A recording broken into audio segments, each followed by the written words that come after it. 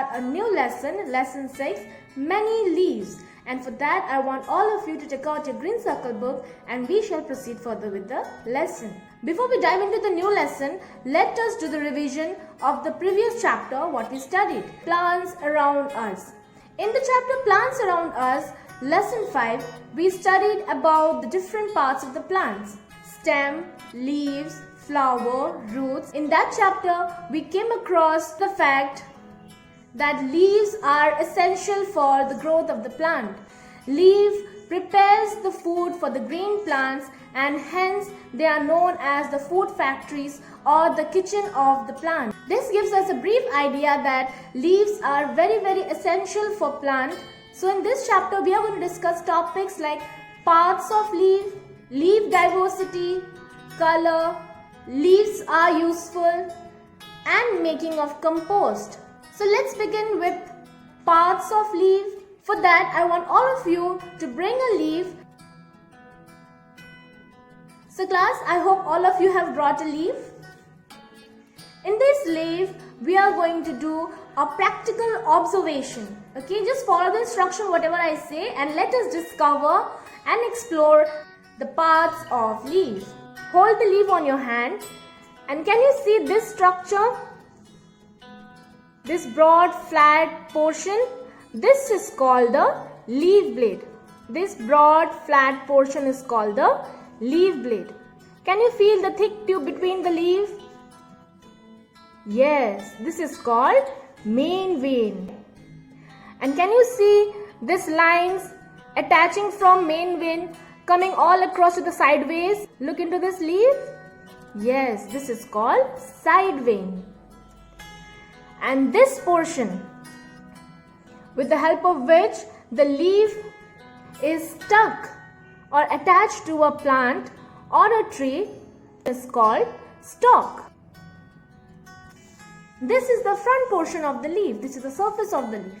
Now flip the leaf and look into the back portion. How can you identify the back portion of the leaf? Generally, the back portion of the leaves are non-shiny. Okay. In this back portion of the leaf, there are tiny holes which we cannot see from our naked eyes. These holes are known as stomata. Stomata exchange the gases from the environment. Let's say for example, it takes the carbon dioxide and gives us oxygen. So these are the parts of leaf. Let us have a quick revision. This broad flat part is known as leaf blade. This middle thick tube running between the leaf is known as main vein, and the vein that is attached to the main vein and running to the sideways are known as side vein. And this particular portion is known as stalk that attaches the leaf to the plant or the tree. And the back section of the leaf is the place where you find stomata. We cannot see stomata from the naked eyes as they are very tiny holes, but they are present in the leaf. And with the help of stomata, the leaf exchange the gases from atmosphere. I hope the parts of the leaf are clear to you. We will move on to the next section, and the next section is leaf diversity. The very word diversity means variety. There are numerous diversity that is found in leaves. Let's say for example, right from shape, size, texture, aroma, all the leaves are different from each other. Let us begin our discussion with shape and size.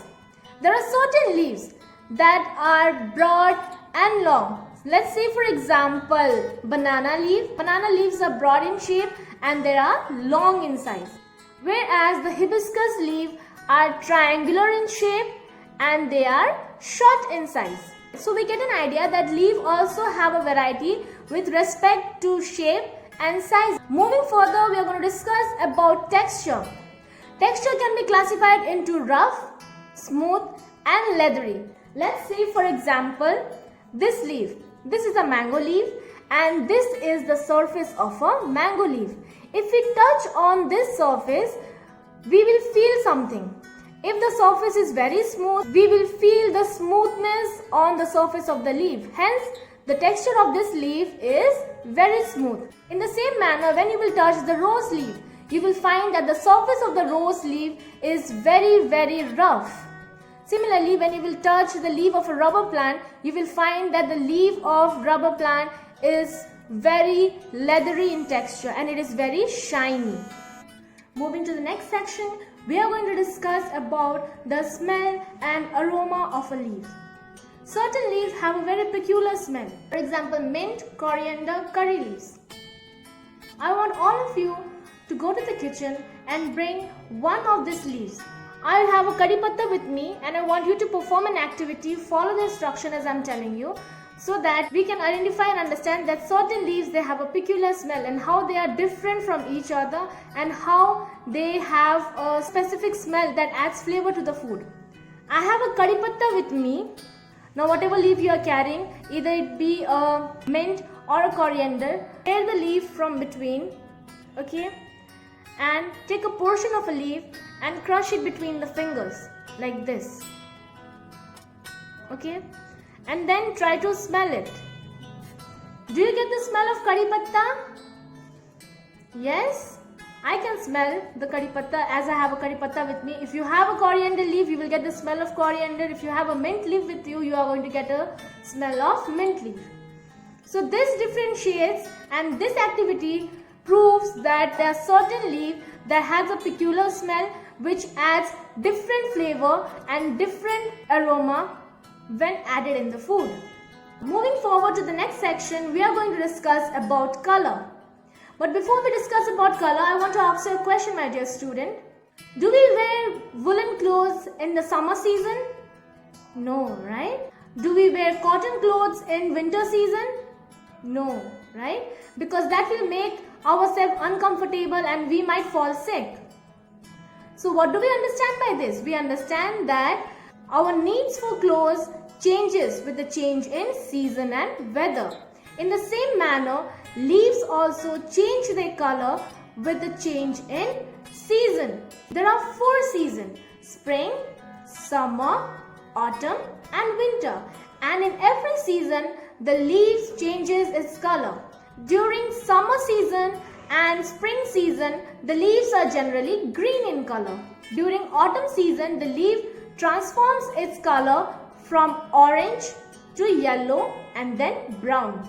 And finally, in the winter season, the leaves fall down from the tree. And why do the leaves fall in the winter season? The leaves fall in the winter season because the water supply to them is cut off by a layer of tissue. Before proceeding to the next section, we must also know that there are certain plants which are only used for decorative purposes. For example, croton. Croton is an ornamental plant and the leaves of the croton plant comes in different color and shades. Hence, it is only used for decoration purpose. Moving to the next section, we are going to discuss about leaves are useful. Now, this is a very interesting section. We are going to discover a lot of leaves that we use in day-to-day life. The first point we are going to discuss is many leaves have food stored in them and we eat them. Let's say, for example, spinach, cabbage, etc. Although many children, they do not like to eat vegetable, but eating spinach will improve your eyesight, and eating cabbage on a regular basis will help you lose weight. Coming to the next point, can you identify this leaf, students? Yes? This leaf is used to make pan. In English, this leaf is called betel leaf.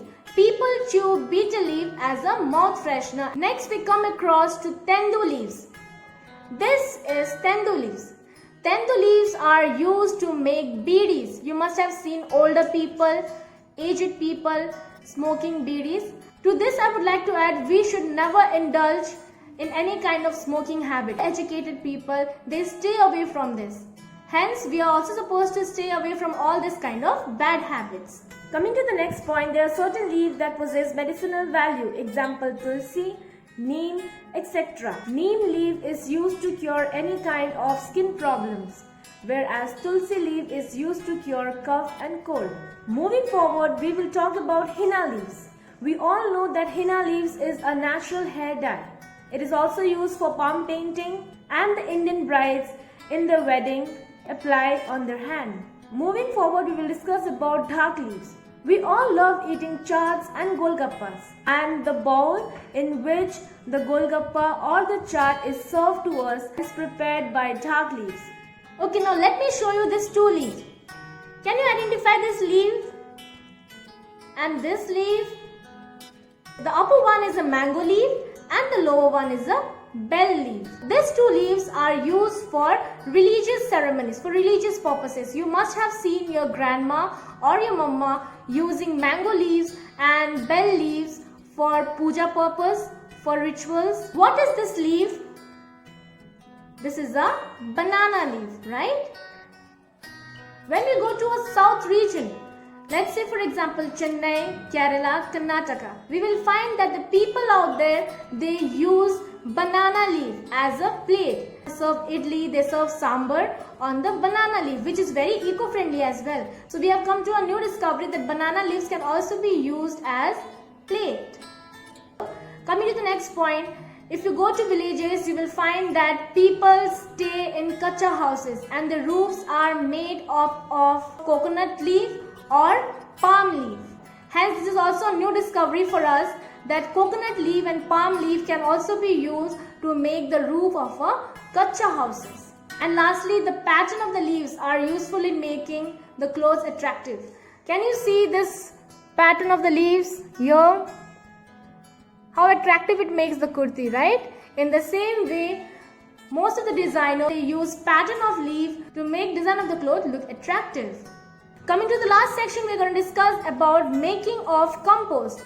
Compost is a process of decomposing organic solid waste. Let's say for example, have you seen your mama cutting vegetables and throwing off the peel in the dustbin? So rather than throwing those organic waste, throwing those vegetable peels in the dustbin, you can dig a small pit in your garden or in the lawn, and then there you can throw all your organic waste, like the dust of the pencil which you get after you sharpen your pencil, the vegetable peels, dried leaves. Once your pit is full, cover it with a thick layer of mud or grass. Every 10 days, sprinkle water over it and turn its contents with a long stick.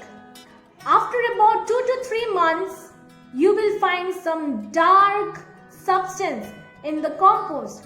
That dark, thick substance is your manure, and you can use it in the garden, as manure is very much essential and it provides nutrients to the plant.